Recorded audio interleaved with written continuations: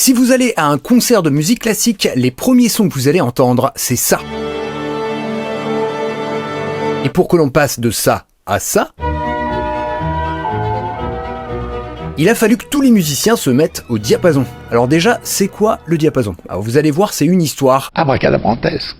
Pour la faire courte, c'est l'outil indispensable si vous voulez pas saigner des oreilles. Et le diapason, c'est deux choses. C'est le nom que l'on donne à cet objet en métal, qui, quand il est frappé, résonne et produit une note précise. Aïe. Une seule note flottant comme suspendue.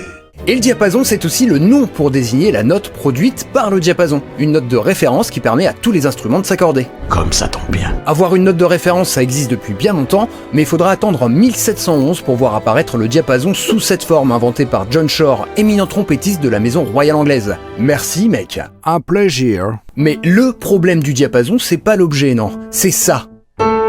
Ce fameux son qu'on entend, le la, que vous pouviez entendre en décrochant un vieux téléphone.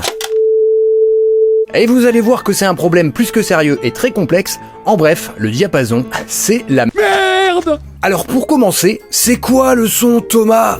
Pour résumer, le son, c'est la vibration des molécules d'air, et plus ça vibre, plus c'est aigu. On visualise cette vibration sous la forme de fréquences, et la musique finalement, c'est une succession et un mélange de fréquences que l'être humain est capable d'entendre. Depuis 1934 comme norme pour déterminer la fréquence, c'est-à-dire le nombre de vibrations par seconde, on utilise l'unité Hertz, en hommage aux travaux du physicien Heinrich Hertz. Est-ce que c'est bon pour vous? C'est pas clair, c'est ça? Pour le diapason, on a choisi une note de référence pratique pour accorder tous les instruments ensemble, le la, un la ni trop grave ni trop aigu, ce la, la. Sa fréquence actuelle, 440 Hz, soit 440 vibrations par seconde. Wow. Mais vous allez voir que les épisodes qui mènent à ce choix de ce la 440 Hz, c'est pire qu'une saison de Game of Thrones.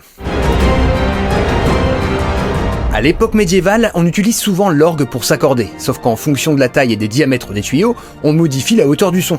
On a alors un la de référence un peu différent. Par exemple, au début du XVIIe, le la est à 440 Hz à Padoue, mais à 460 Hz à Venise par exemple. Il peut être à 415 en Allemagne, et encore plus bas en France à 392. Vous admettrez que ça change tout? Chacun son petit la local quoi, et les variations peuvent être très importantes. Au 18e, un fa à Rome peut devenir un ré à Bologne. Ah, quel bazar. Alors vous allez peut-être me dire, mais attends, mais il est où le problème? C'est pas si grave. Eh ben, le problème c'est que les instruments sont fabriqués à partir d'un diapason, et en changeant de région, ça peut causer des problèmes. Si le diapason est vraiment trop haut par rapport à celui de son instrument, il casse ses cordes. Dommage. Et pour les instruments avant, il fallait carrément se balader avec plusieurs instruments.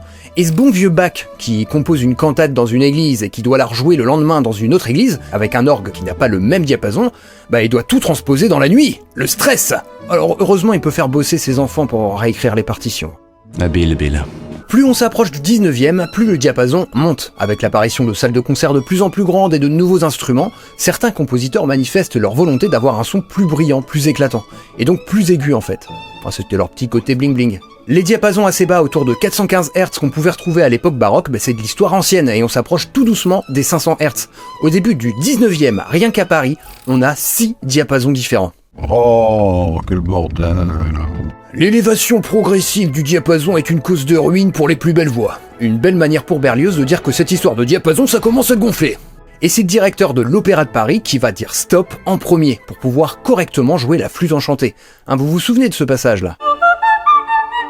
Bon si on augmente le diapason, la chanteuse elle va devoir se retrouver à faire les vocalises du 5e élément.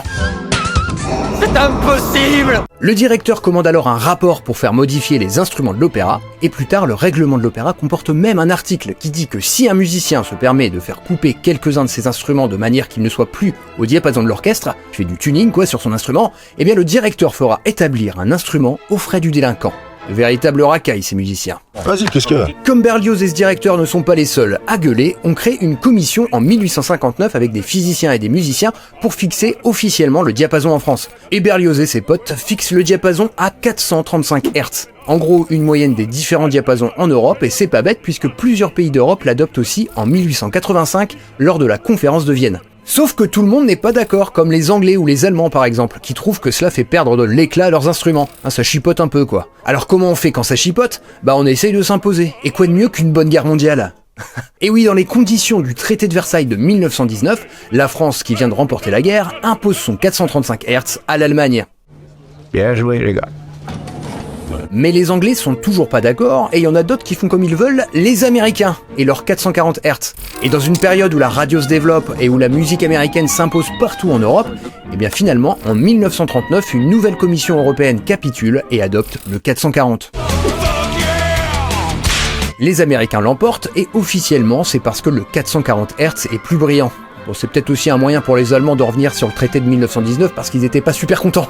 On sait pas. Parce que le diapason, c'est un sujet sensible, pour pas dire épidermique. Il existe aussi des théories assez fantaisistes, pour pas dire complotistes, selon lesquelles le La 440 aurait été imposé par les nazis pour manipuler les foules et priver l'être humain de sa fréquence soi-disant naturelle de 432 Hz. Comme par hasard? Et voilà, c'était l'histoire du diapason.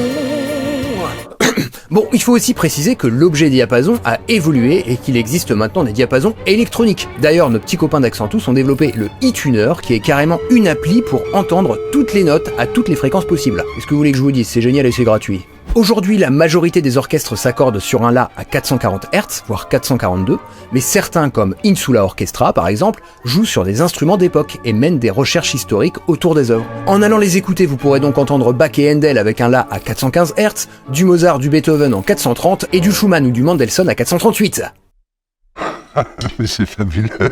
Alors écoutez de la musique dans tous les diapasons et allez au concert surtout, et nous on dit à très bientôt pour une prochaine vidéo. Ciao! Il y a quelque chose qui me gonfle vraiment. On a quelqu'un qui joue faux parmi nous.